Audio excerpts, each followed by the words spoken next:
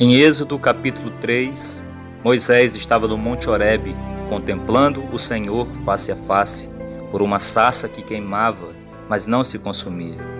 Deus disse a ele: de fato tenho visto a opressão sobre o meu povo no Egito. Tenho escutado o seu clamor por causa dos seus exatores. Deus dá uma ordem divina dizendo: vá, pois agora, eu o envio a Faraó para tirar do Egito o meu povo Israel. A circunstância agora é outra. Ele iria representar o Senhor. Mas Moisés diz: quem sou eu para me apresentar a Faraó? Moisés deu lugar a uma emoção antiga, o medo. Da mesma forma, o Senhor nos chamou para proclamar e implantar seu reino na terra. Muitas vezes sentimos medo.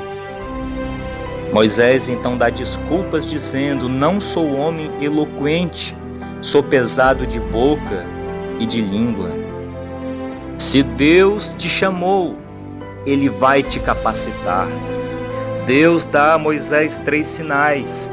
O Senhor diz a Moisés: o que é isso em sua mão? Ele responde: uma vara. Aquilo representaria autoridade sobre o diabo. O Senhor diz a Moisés: coloque sua mão no peito. A sua mão ficou leprosa, e ao retirar a sua mão ela ficou sã.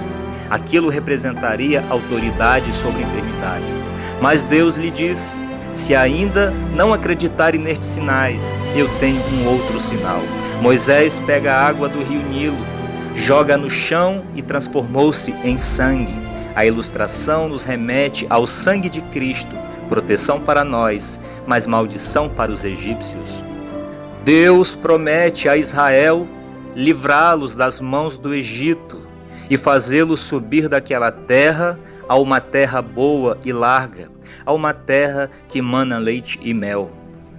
Com ousadia, Moisés foi até Faraó e anunciou as 10 pragas.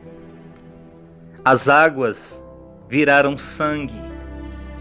Depois vieram as rãs, os piolhos, as moscas. Sobreveio sobre o Egito pestes, úlceras, saraiva. Vieram os gafanhotos. Veio trevas sobre toda a terra do Egito. E a última praga foi a morte dos primogênitos. Mesmo Faraó com o coração endurecido com a morte do seu primogênito, ele liberta o povo de Deus e os despede ao deserto. O que Deus determinou vai acontecer. Deus não tem acordo com Faraó. Tudo que o diabo te roubou, ele vai ter que devolver.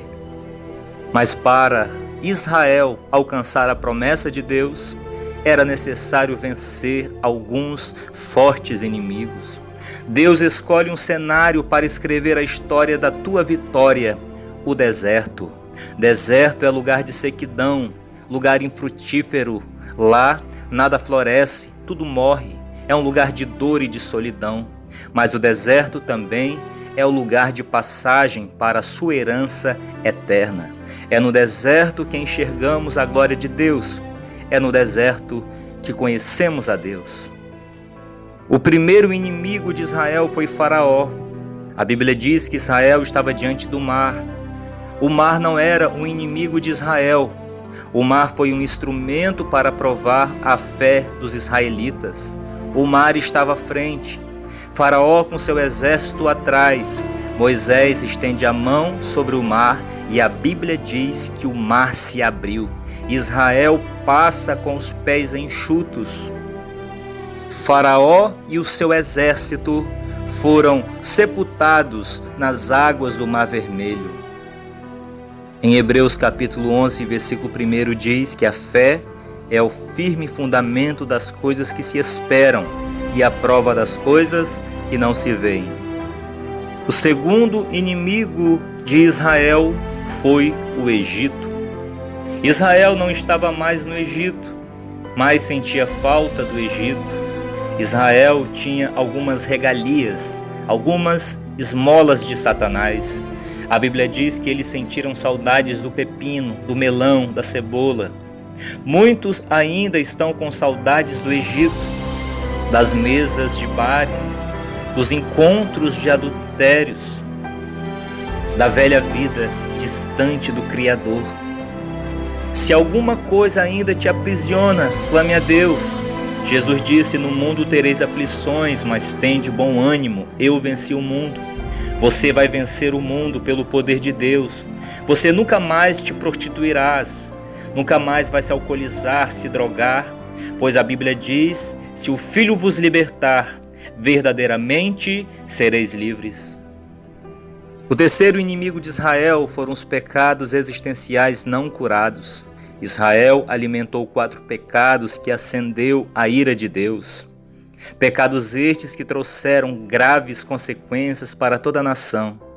O primeiro pecado foi a idolatria, que por causa do bezerro de ouro, 3.000 pessoas morreram.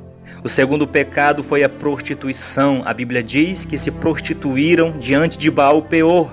23.000 pessoas morreram. A Bíblia também vai dizer que tentaram Cristo no deserto e eles foram feridos pelas serpentes. E o quarto pecado foi a murmuração e eles pereceram pelo destruidor. Uma praga veio sobre os homens e eles morreram. Qual é o pecado que tem te vencido? Este pecado pode te impedir de ir ao céu, mas a Bíblia diz que o sangue de Jesus Cristo nos purifica de todo pecado. Muitos morreram pelo caminho, mas ao final dos 40 anos no deserto, alcançaram a terra prometida. Os israelitas morreram no deserto. Moisés foi tomado pelo Senhor no Monte Pisga. Apenas os mais velhos, Josué e Calebe, viram e viveram na terra prometida. O reino de Deus é tomado à força, exige luta e perseverança. Seja fiel a Deus, pois Jesus está voltando para arrebatar a sua igreja.